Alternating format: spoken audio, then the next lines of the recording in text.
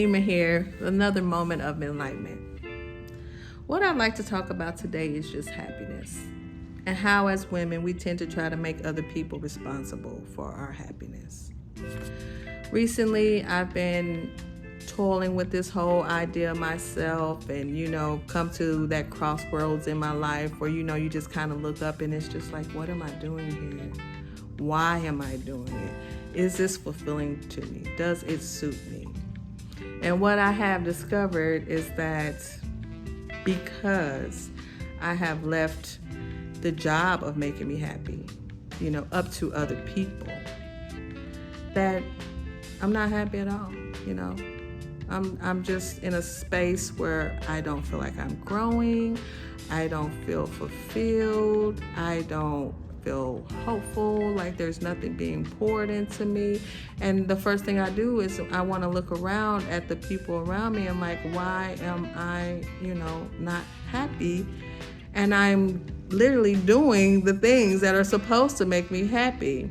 The things of having a family, taking care of the kids, cleaning up the house, having a career. Like, these were the things that we as women were taught that we were supposed to grow up and do.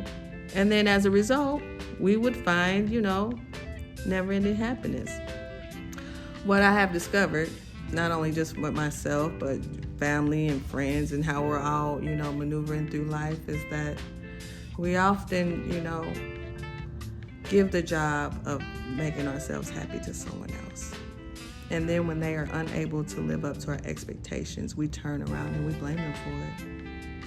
We are resentful of them for that. And I think more times than not, these people are our spouses, they're our children, they're our family members, our mothers, our sisters, our brothers. They're people that are really close to us, and we put that weight on them. Make it their job to make us happy. What I'm discovering, and the message that I want to give you ladies today, is that the job belongs to you and you alone. It is up to us to make ourselves happy.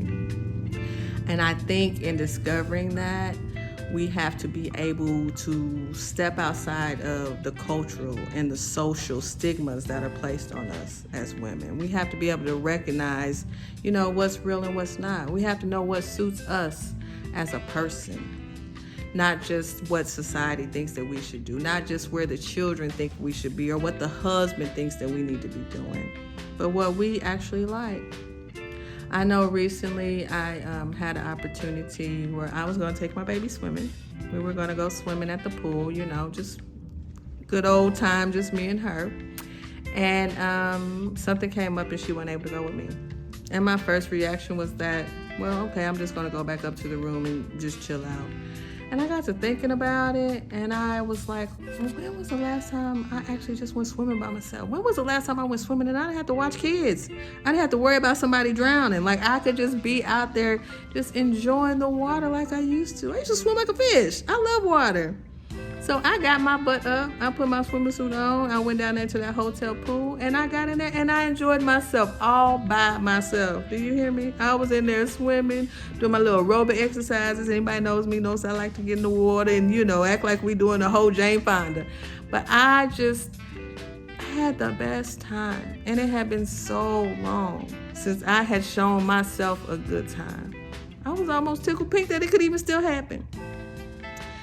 So, ladies, what I'm saying is it's very important that we learn how to choose us, that we learn to put us first.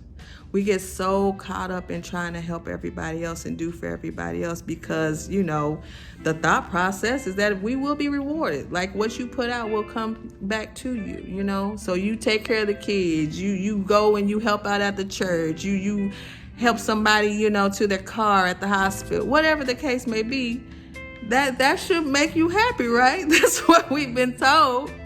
And then you look up and you're just like, I just feel like I'm being used. No one appreciates me. No one values me. If I didn't show up tomorrow, would anybody even notice? Of course, they would notice. But the thing is, you're not feeling appreciated. And the reason why is you cannot give something that you don't have. So how is it coming back to you? If you are not happy, the things that you're doing, the tasks that you're performing more out of obligation because you feel like that's what you have to do, it's not coming from the right space. So the happiness is not going out.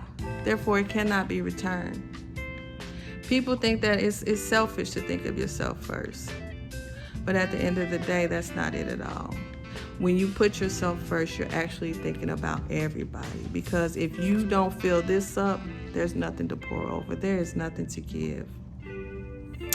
I think that it is very important as women, we take a mental inventory of just the things that we have around us, the people that we have around us, the energy that surrounds us, and then we make a decision in our hearts based on us, not what culture says, not what society says, not what your mama gonna think about what you did, but just what really feels good to us.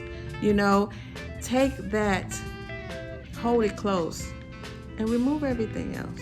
Everything else needs to just be pushed out the way, because what doesn't serve you does not belong. I think that it's very important that we learn to love ourselves and appreciate ourselves, because ultimately we teach other people how to treat us. If you're walking around and you putting other people before you, you're taking care of other people before yourself, all that is going to come back to you as well. You put that out there, that's what's going to come back to you. People are not going to put you first because you don't put yourself first. People are not going to worry about you being happy because you're not making yourself happy.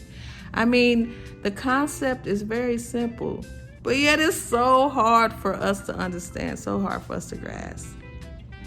I think that at the end of the day, if we can make ourselves happy, if we can learn that that is our responsibility, if we can be accountable for that, what we end up teaching the children, our husbands, the spouses, your lovers, your family, and your friends, is that they too can be happy with themselves, that we don't have to perpetuate this whole, cycle of I'm unhappy and it's your fault. I'm unhappy and it's your fault. No, get out here and do for you, boo. And then after you do it for you and you happy for you, guess what? You'll be more than happy to do something for somebody else. And then you're not waiting on the return, because the happiness is coming from within. When you're doing things and there is no reason for it except that you want to do it from the good of your heart, that's when the happiness comes. It doesn't come from feeling obligated. It doesn't come because, we feel, guilty about not doing it any other way. That's just not how this life works. I don't think that God put any of us here so that we could suffer. That is not the goal of this life.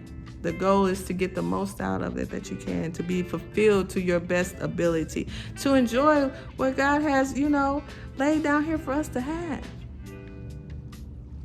So, ladies, what are we going to do? We are going to make our own selves happy. And in turn, we're going to make this world a better place. It starts with you. All right, this is Anima with another Moment of Enlightenment. I hope it was helpful for somebody. Talk to you soon.